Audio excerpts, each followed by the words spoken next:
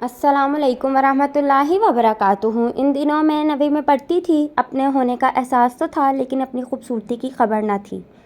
मैं आपा ही को खूबसूरत समझती थी, लेकिन आपा की शादी वाले दिन जब औरतें मुझे हैरत से देखने लगीं तो मैं शर्मा गई। वो कह रही थी, ये तो खरिया से ज़्यादा खूबसूरत है। कच्ची उम्र की लड़कियां ऐसी बातों का गहरा असर लेती हैं। मुझे पहली बार इल्म हुआ कि मैं भी देखने की चीज़ हूँ। अब ज़्यादा ही आईना देखने लगी, बनाव सिंगार में दिलचस्पी लेने लगी। कहीं जाना होता तो सज संवर कर निकलने की कोशिश करती। एक दिन मैं अपने कमरे में खड़ी सिंगार में इसके आईने में खुद को देख रही थी कि एक लड़के का अक्स नज़र आया। अपनी सूरत के मुकाबिल ये शक्ल मुझे बदसूरत दिखाई दी।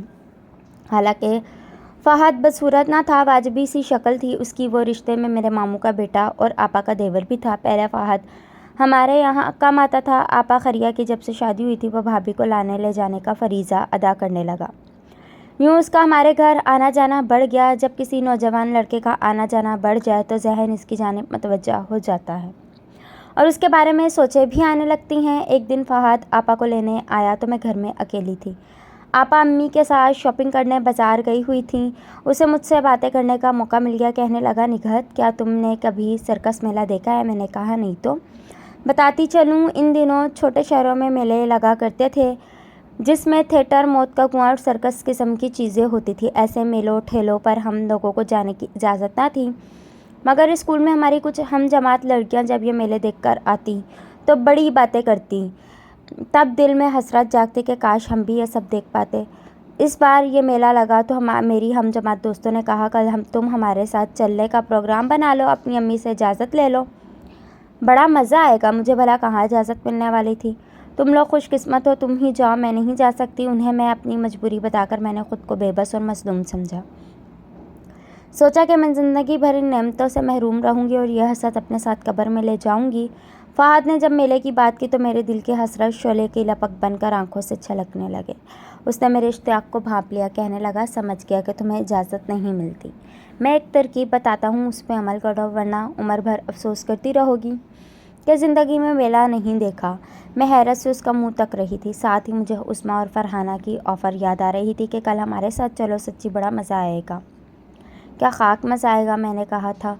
जब अम्मा इजाज़त मांगने पर 100 बातें सुनाएंगी और बहन कहेगी दोबारा भूल कर भी मेले में जाने की इजाज़त ज़बान पर मत लाना। अगर अब्बा ने सुन लिया तो जान से मार देंगे। भला मेले की दीद की खातिर कौन जान की बाजी लगाता है? जान तो सबको प्यारी होती है। क्या सोच रही हो? मुझे ख्यालों में डूबा देखकर फ़हद ने पूछा। मुझसे ऐसी बात ना पूछो जो हो नहीं सकती।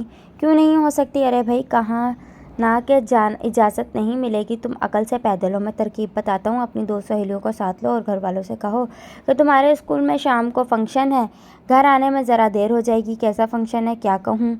मैंने अनाड़ियों की तरह कहा। अरे भाई, कह देना कि मीना बाज़ार है, सहेलियाँ आकर तुम्हें ले जाएंगी। क्या तुम्हारी अम्मा मना करेंगी स्कूल के फंक्शन में जाने के लिए? वो मना नहीं करेंगी, लेकिन मुझे झूठ बोलने से डर लगता है। बड़ी बुज़दिल हो।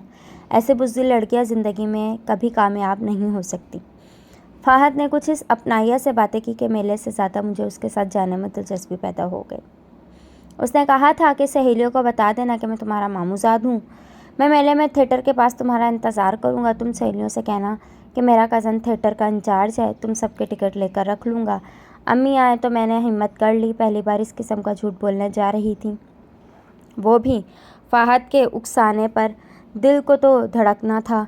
आपा चली गई। तब अम्मी से कहा कि कल हमारे स्कूल में मीना बाज़ार है, अगर आप इजाज़त दें तो मैं शिरकत कर लूँ। सुबह 12 बजे तक पढ़ाई होगी और जल्दी छुट्टी हो जाएगी। मीना बाज़ार 3 बजे से 6 बजे लगेगा। माँ ने कहा, स्कूल में फंक्शन है तो रुक जाना, मगर ज़्यादा देर मत लगाना, वरना तुम्हारे वालिद गुस्सा करेंगे। मैंने उन्हें यकीन दिलाया कि देर ना करूँगी। तभी छोटे भाई को उस्मा के घर भेजा कि उसे बुला लो। ज़रा देर में वो आ गई। मैंने पूछा, कल शाम मेले में तुम जा रही हो? कहने लगी, हाँ, हम तो जा रहे हैं। कितनी देर लगेगी? घंटा 2 घंटा घूम कर वापस आ जाएंगे। अच्छा ठीक, कल मैं भी स्कूल से तुम्हारे साथ चलूँगी। अम्मी को यही बताना कि कल हमारे स्कूल में मीना बाज़ार है, ठीक है? उसने खुश होकर कहा, अल्लाह का शुक्र है तुमने हिम्मत तो की, वगरना हम तुम्हें कुएं का मेंढक ही समझते थे। अगले दिन मैं उस्मा और फरहाना के साथ मेले में चली गई। मेरी निगाहें फ़हद को तलाश करने लगी। मैंने उस्मा से पूछा कि थिएटर किस तरफ है? वो मायनी खैस नज़रों से मेरी तरफ देखकर बोली, क्यों, कोई वहाँ तुम्हारा इंतज़ार कर रहा है? ये सुनकर मेरा चेहरा सुर्ख हो गया। नहीं, मैं वैसे ही पूछ रही थी। अभी ये बातें हो ही रही थी कि मेरी नज़र सामने वाले टेंट पर पड़ी जहाँ थिएटर लिखा हुआ था, और टेंट के दरवाजे के पास फहाद खड़ा इधर उधर देख रहा था। तभी उसकी नज़र हम पर पड़ी। मैं सोच रही थी कैसे अपनी दोनों सहेलियों से कहूँ कि तुम लोग इधर चलो जहाँ मेरा कज़न हम सब के लिए थिएटर की टिकट लिए हमारा मुंतज़िर है। ये मेरा पहला मौका था, तभी शर्मा रही थी। अभी कोई किस्सा गढ़ने का सोच ही रही थी कि दो लड़कों को अपनी तरफ आते पाया। उन्हें देखकर मेरी दोनों हमजोलियों के चेहरे खिल उठे। वो तेज़ी से उनकी तरफ बढ़ी। ये लड़के उनके मोहल्ले के थे और उन्होंने अभी उनके लिए थिएटर के टिकट ले रखे थे। गोया उनकी पहले से इन लड़कों के से साज़बाज़ हो चुकी थी। मुझ पर यह इंकशाफ आज हुआ कि ये मेरी सहेलियाँ कैसी लड़कियाँ हैं। सोचकर दिल को सदमा हुआ, और जब यह ख्याल आया कि अगर मैं इन्हें बता दूंगी कि फहाद मेरा कज़न थिएटर का इंचार्ज है तो वो कतई यकीन नहीं करेंगी। वो तो इस मैदान की खिलाड़ी निकली थी। जाहिर है कि इस बात पर मुझे भी अपनी जैसी ही समझेंगी। अब क्या करूं? तभी मैंने फहाद को इशारा किया, वहीं ठहरो। वो भी लड़कियों को देखकर तेवर पर बल डाल चुका था, जो मेरी सहेलियों से घुल मिलकर बातें कर रहे थे। उसमें ने अपनी साथी से कहा, यह हमारी सहेली पहली बार मेला देखने आई है, इसके लिए भी टिकट ले आओ। लड़के ने जवाब दिया, हमारा इंतज़ार करो, अभी शो में कुछ मिनट बाकी हैं, हम अभी टिकट ले आते हैं।